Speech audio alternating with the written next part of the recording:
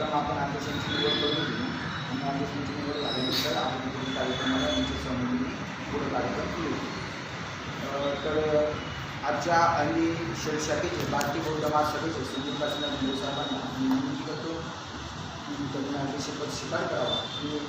अनुमोदन अण्णा सध्या आजच्या कार्यक्रमाचे अध्यक्ष म्हणून ज्यांची निवड झालेली आहे असे आपले संदीप रणवीर साहेब यांना आपल्या वतीने सर्वांचा त्यांना अनुमोदन देत आहे.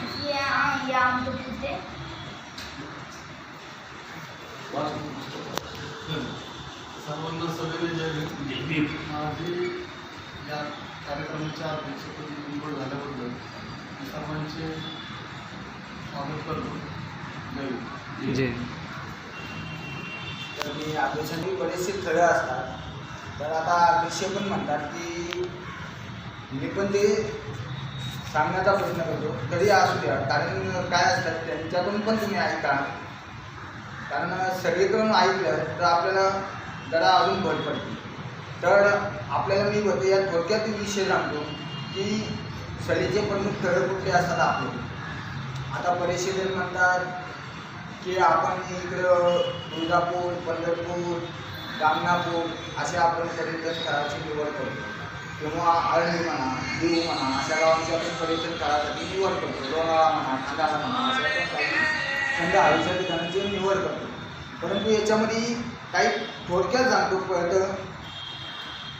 सलीचे प्रमुख थळे सारनाथ उत्तर प्रदेश, सुरता महल बिहार, वैशाली बिहार, कपिलवस्तू उत्तर प्रदेश आणि बुद्धगया बिहार, राजगिरी बिहार, कुशीनगर उत्तर प्रदेश, श्री वस्तू उत्तर प्रदेश, गंगोरी बिहार, नालंदा बिहार, लिंबोनी नेपाळ आणि आपल्या महाराष्ट्रामध्ये दीक्षाभूमी आहे, चैत्यभूमी आहे हे तर सगळ्यांना माहिती. बरं याच्यामध्ये अनेक काही थळं आहेत. तर याच्यातले जे काही अनेक थळं असतील तर याबद्दलचं अध्यक्ष सांगतील तर आपल्या बऱ्याचशा वेळा आपल्या बौद्ध आणि धर्म हा ग्रंथ मागं पडलेला आहे. तर या ग्रंथाचं निर्वाचन सुरू करतो इथून पुढं. त्याची पानं जेवढे आपल्याला ओळखता येईल तेवढं आपण बोलतो आणि आदेशिक भाषामध्ये जे आहे पर्यटन स्थळाचं आणि त्याच्यामध्ये काय काही विशिष्ट ते आपण यांच्याकडून मागतो.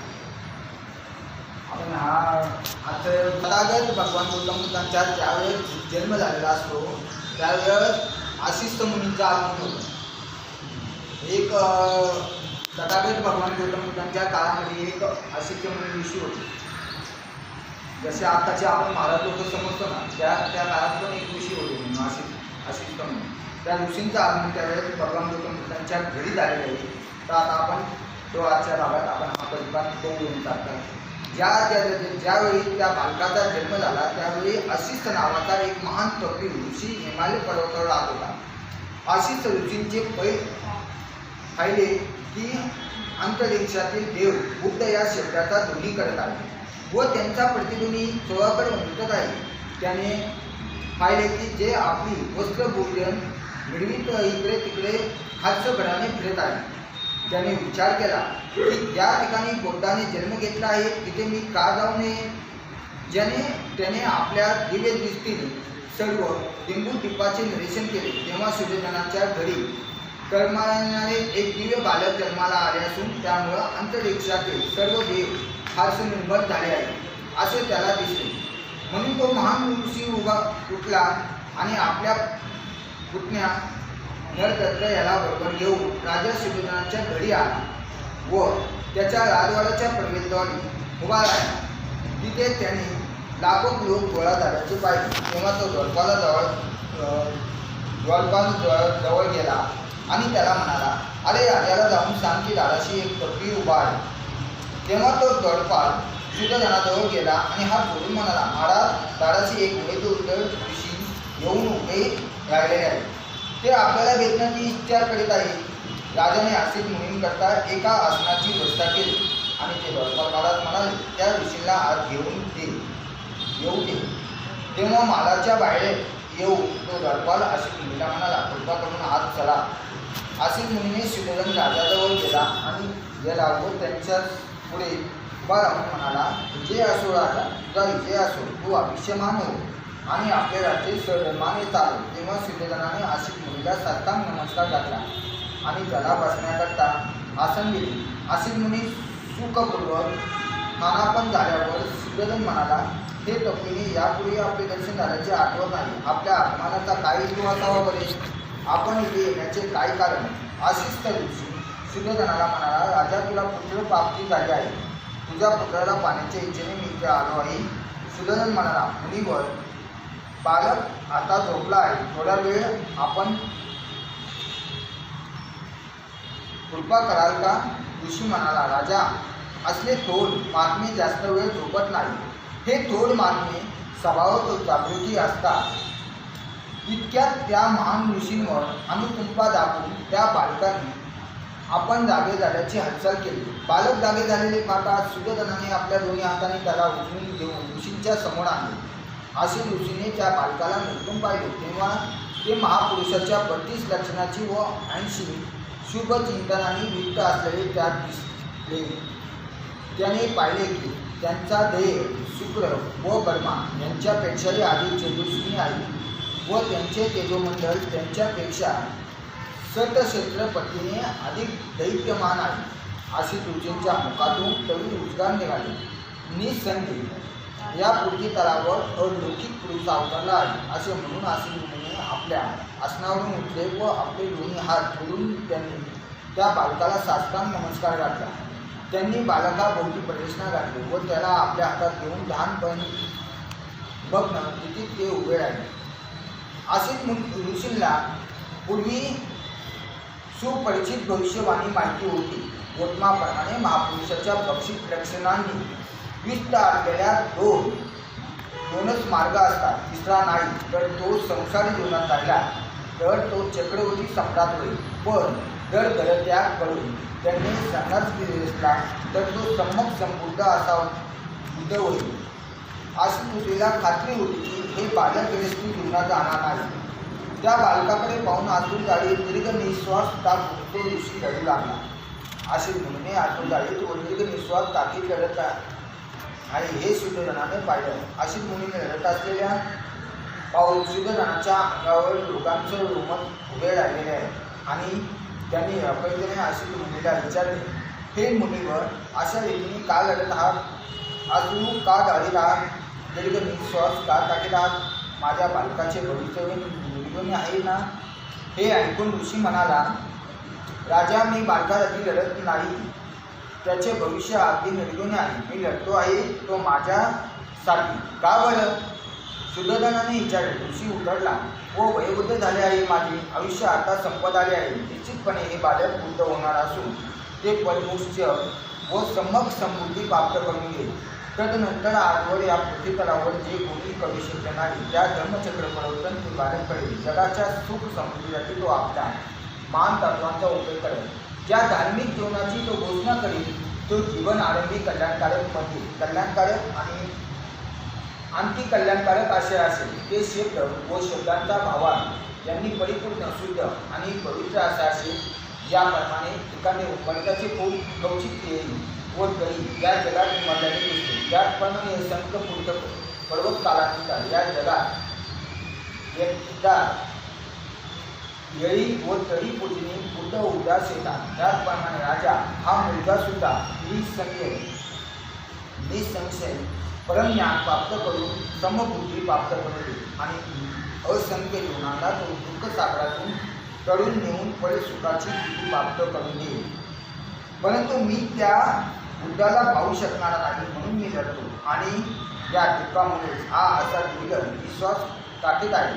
कारण मला या बुद्धाची पूजा करावाच मिळणार नाही. तदनंतर राजाने होय आशिक मुनीला व त्यांच्या पुतण्या नरदत्त याला विशालक भोजन देऊन संतुष्ट केले व त्यांच्या पत्राला देऊन त्यांच्या भोवती प्रदक्षिणा चालून वंदन केले. तेव्हा आशिक मुनी त्यांच्या पुतण्या नरदत्त याला म्हणाला, नरदत्ता जेव्हा हे बालक बुद्ध झाल्याचे तू ऐकशील तेव्हा त्यांच्याकडे जाऊन त्यांच्या ज्ञानमार्गाचा अनुकरण कर. ते तुला सुख शांती व कल्याण प्रसन्न करेल. असे म्हणून आशिक मुनींनी राजाची आज्ञा घेऊन ते आपल्याकडे आश्रमाकडे निघून गेले.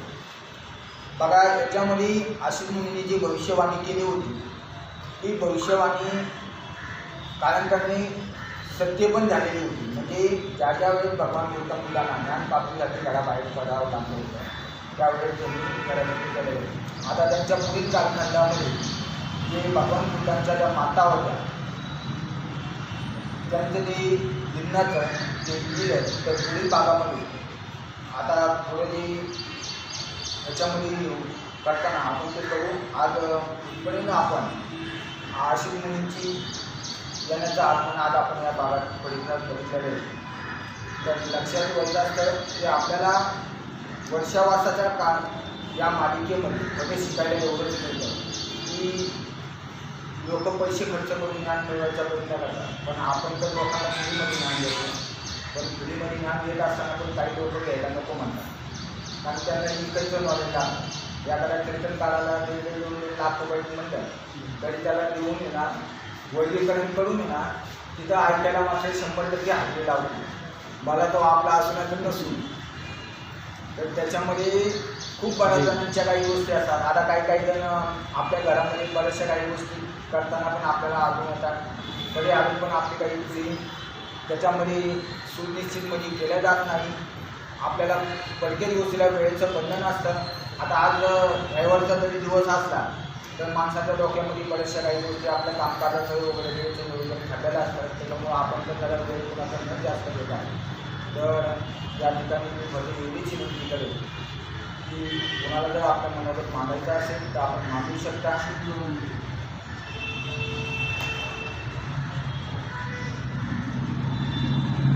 कारण काय असतं नियमानुसार आहे ना अध्यक्षांचं जर भाषण झालं तर नंतर आपल्याला परमिशन त्याला हे केलं जात नाही. बोलायचं असेल तर आधी कोणी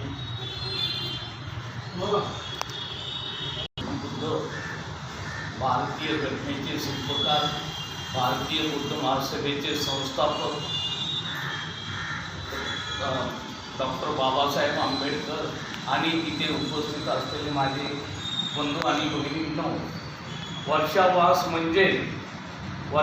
म्हणजे काय की जे आपले बनते होते तर बनते पावसाळ्यामध्ये 4 महिने की एका जागी न राहता ते गावोगावी फिरायचे आणि धम्माचा प्रचार आणि प्रसार करत राहायचे. त्यामुळे हा वर्षावास आहे. परंतु वर्षावास विषय मला आणखीन अभ्यास नाही आहे, परंतु मी थोडंसं हे ऐकलेलं आहे. थोडक्यातच मी आपलं मनोगत व्यक्त करतो. त्याबद्दल मी दिलगिरी व्यक्त करतो. जय भीम, जय बुद्ध, जय भारत. बरोबर साहेब बोलता का? या अध्यक्षाचं या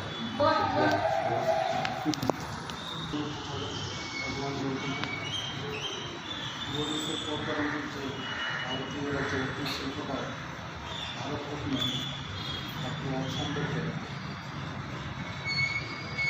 भारतीय बुद्ध महासभेचे अध्यक्ष त्याप्रमाणे या भारतीय बुद्ध महासभेचे दुसरे अध्यक्ष आदरणीय महाउपाधिका वीराजी आंबेडकर, त्याचप्रमाणे समता सैनिक दलाचे राष्ट्रीय अध्यक्ष आदरणीय भीमरावजी आंबेडकर या सर्वांच्या कार्याला त्यांच्या प्रणाम. आज या भारतीय बुद्ध महासभेच्या आळंदी शहराच्या शाखेच्या वतीने वर्षावासाचं आयोजन पूर्ण पुणे जिल्ह्यामध्ये चालू आहे आणि त्या अनुषंगाने आपण आज या ठिकाणी वर्षावासाचं हे 6वं पुष्प आज या ठिकाणी आयोजित केलेलं आहे. आणि त्यासाठी जे काही आपले प्रवचनकार येणार होते श्रीमान राजेंद्र भोसले जोशी ते का या ठिकाणी येऊ शकले नाही, तरी त्या ठिकाणी मी थोडक्यात त्यांचा जो विषय आहे महाबोधी विहार व बौद्धांची पवित्र स्थळे हा थोडक्यात माझा प्रयत्न करतो की सांगून. त्याच्यामध्ये सर्वप्रथम महाबोधी विहार हे आपल्या सर्व बौद्ध बांधवांना हे परिचितच आहे आणि परिचित असणं हे पण आवश्यकच आहे. कारण त्यासाठी कितीतरी वर्ष झाले त्या महाबोधी विहारासाठी लढा चालू आहे.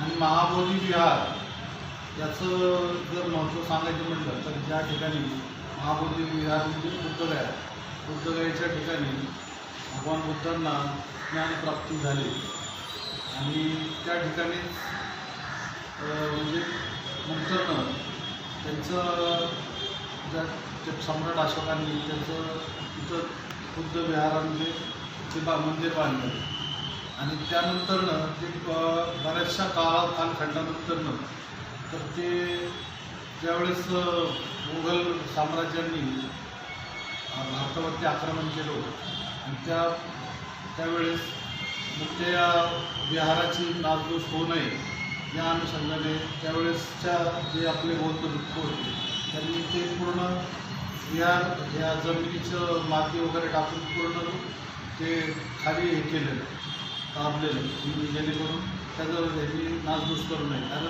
त्यावेळेस जे मुघल होते त्यांनी सर्व ज्या भारतातले जे काय मंदिरं आहे विहार आहे काय ते सर्वांचे नासधूस करत होते आणि त्यामुळं त्यावेळेस ते बुद्धविहार हे झाकलं गेलं आणि त्यानंतर मग बऱ्याच कालखंडानंतर आता जवळजवळ या 19व्या शतकामध्ये अनागरिक धम्मपाल यांनी त्याचं परत उत्खनन केलं आणि त्याचा शोध लावून तो नंतरनं ते पुरातत्व विभागाने ते त्याचं खोदकाम करून ते परत उजेडात आणलं आणि तेव्हापासून महाबोधी विहार हे प्रत्यक्षात सर्व आपल्या भारतीय लोकांना माहिती पडली की ज्या ठिकाणी भगवान बुद्धाचं ज्या ठिकाणी त्यांना ज्ञानप्राप्ती आहे तेच ते असं पवित्र असं महाबोधी विहार त्याचं शोध हा आत्ताचे अनागरिक धम्मपाल यांनी हे केलेला आणि त्याच्यानंतरनं अनागरिक धम्मपालांनी त्याची स्थापना केल्यानंतरनं पण म्हणजे शोध केल्यानंतर करून त्याच्यानंतरनं त्या ठिकाणी जे भारताचं शासन ज्यावेळेस भारत स्वतंत्र आला तर तेव्हापासून त्याच्या आधीपासून जे अनागरिक धम्मपाल यांनी त्यासाठी लढा दिला होता की त्यांनी त्याचं उत्खनन करून ते उजेडात आणून आणि त्यानंतर मग त्या ठिकाणी जी आपली जे मनुवादी व्यवस्था आहे जे ब्राह्मण लोक ते त्या ठिकाणी पोट भरण्यासाठी सगळे जमा झाले आणि त्यांनी ती पूर्ण हातामध्ये घेतलं होतं परंतु त्याला लढा देऊन नंतर अनागरिक धम्मपाल यांनी बराचसा त्या ठिकाणी लढा दिला त्यानंतर की तेव्हाचं जे नवीन म्हणजे सरकार आलं होतं ते बाबासाहेबांनी घटना दिल्यानंतरनं ज्यावेळेस देश स्वतंत्र आला आणि त्यानंतरनं मग त्यांनी असा निकाल दिला की त्या ठिकाणी जे 5 हे बौद्ध हे राहतील भिक्खू आणि 5 हे हिंदू धर्माचे ब्राह्मण आणि एक हा जो राहील तो त्या जिल्हाधिकारी म्हणजे तो पण आता शक्यतो शासन व्यवस्थेमध्ये सगळे जास्त करून हे आत्तापर्यंत हिंदू धर्माची होत आले त्यामुळं पूर्णतः ती बाजू ही आत्तापर्यंत त्यांचीच वरचढ होत राहिलेली आणि आत्ताच्या सध्याच्या परिस्थितीमध्ये पण त्या महाबोधी विहारासाठी हा लढा चालू आहे मला आता माहितीच असेल जवळजवळ आता मागचे 6 महिनेपासून त्या ठिकाणी भंते विनायचार्य यांना पण म्हणजे आता जेल झाली होती त्यांनी बरंचसं त्या ठिकाणी आणि आपले आदरणीय भीमरावजी आंबेडकर साहेब त्याचप्रमाणे सुजातदादा आंबेडकर हे पण त्या ठिकाणी जाऊन त्यांनी त्या महाबोधी विहारासाठी आता लढा देत आहे तर हे सर्व आत्ता चालू असताना की महाबोधी विहार हे आपल्यासाठी एक महत्त्वाचं असं ठिकाण आहे कारण ज्या भारतामध्ये जी धर्म आहे तर प्रत्येकाचं एक पवित्र ठिकाण असतं ज्याप्रमाणे या हिंदूंचं मंदिर आहे त्या ठिकाणी पूजा जे असतात ते असतं फक्त ब्राह्मणच असतं ते काही इतर कुठल्या जाती धर्माचे नसतात त्याचप्रमाणे मस्जिदमध्ये त्या ठिकाणी जे धर्मगुरू असतात ते पण त्यांचं मुस्लिम धर्माचेच असतात इतर कुठल्या धर्माचे नसतात त्याचप्रमाणे ख्रिश्चन त्या ठिकाणी पण चर्चमध्ये फक्त फादर हे फक्त ख्रिश्चन धर्माचे असतात त्याप्रमाणे तोच कायदा हा आपल्याला या ठिकाणी भारतामध्ये महाबोधी विहारासाठी लागू व्हावा परंतु या मनवाद्यांचा फक्त त्याच्या पाठीमागे उद्देश हाच आहे की त्यांना त्या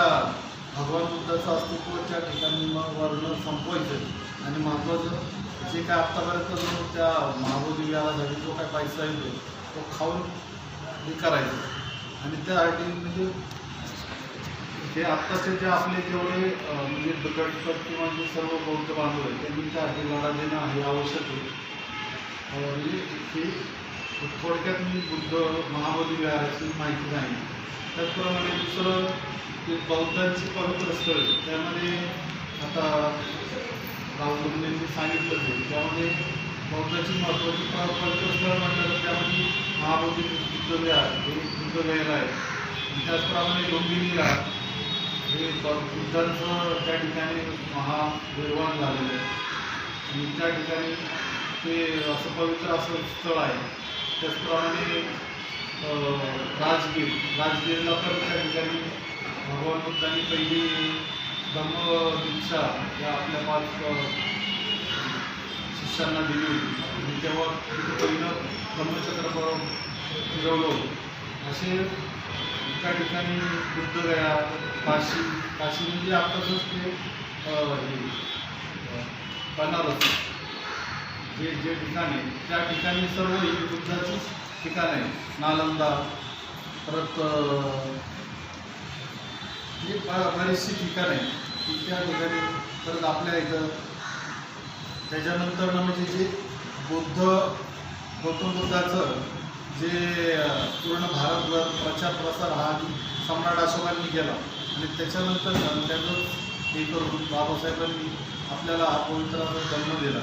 तर ते पवित्र असं ठिकाण म्हटलं तर नागपूर पण या ठिकाणी आहे आणि त्याच्यानंतर चैत्यभूमी नागपूर हे कशामुळे तर आपल्याला या पवित्र असं बौद्ध धर्म त्या ठिकाणी आपल्याला 5 लाख अनुयायांच्या उपस्थितीमध्ये त्या ठिकाणी देण्यात आलेला आहे आणि 14 ऑक्टोबर 1956 रोजी आपण सर्व हे जनावरातून माणसामध्ये आणण्याचा पवित्र असं काम म्हणजे भगवान बुद्धांनी आपल्याला त्यावेळेस दिलेलं आहे आणि त्या अनुषंगाने आपल्याला जी बौद्ध अशी बौद्धांची पवित्र स्थळ आहे ती आपल्याला त्याची माहिती होणं हे आता पुढच्या पण प्रवचनामध्ये आहेतच. तर हे थोडक्यामध्ये मी जे काय मला माहिती आहे तेवढं थोडक्यात सांगण्याचा प्रयत्न केलेला आहे. तरी आजच्या प्रवचनापुरतं एवढंच बोलतो. जय हिंद जय भारत.